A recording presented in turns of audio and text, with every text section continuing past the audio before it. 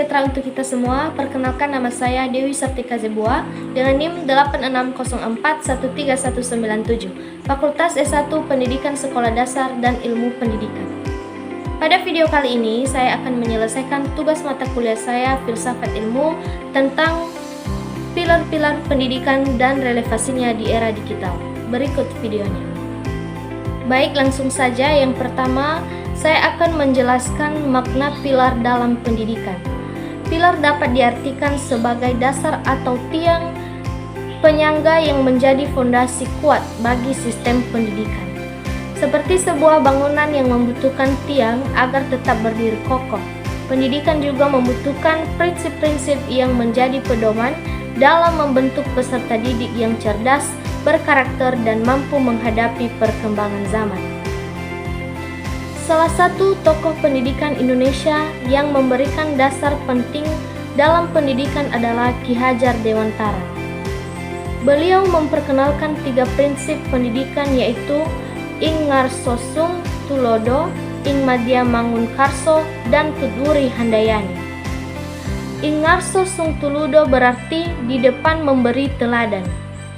Dalam pendidikan, guru harus menjadi contoh yang baik bagi peserta didik, baik dalam sikap, perilaku, maupun penggunaan teknologi secara bijak. Ing Madya Mangunkarso berarti di tengah membangun semangat. Guru tidak hanya mengajar, tetapi juga mendampingi dan memotivasi peserta didik agar aktif belajar dan mengembangkan potensinya. Sedangkan Tutwuri Handayani berarti di belakang memberi dorongan. Guru memberikan kebebasan kepada peserta didik untuk berkembang, namun tetap memberikan arahan dan dukungan ketika diperlukan. Di era digital, prinsip-prinsip tersebut masih sangat relevan. Saat ini, pembelajaran banyak memanfaatkan teknologi seperti internet, media sosial, dan berbagai platform pembelajaran daring. Teknologi memberikan banyak manfaat seperti memudahkan akses informasi dan memperluas kesempatan belajar. Namun, terdapat berbagai tantangan yang harus dihadapi.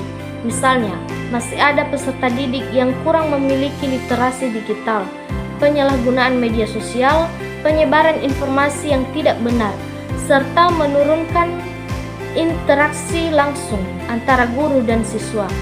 Selain itu, tidak semua daerah memiliki akses teknologi yang memadai. Dalam kondisi tersebut, peran guru sebagai teladan, motivator, dan pemberi dukungan menjadi semakin penting. Guru harus mampu mengajarkan penggunaan teknologi yang bertanggung jawab serta menanamkan nilai-nilai karakter kepada peserta didik.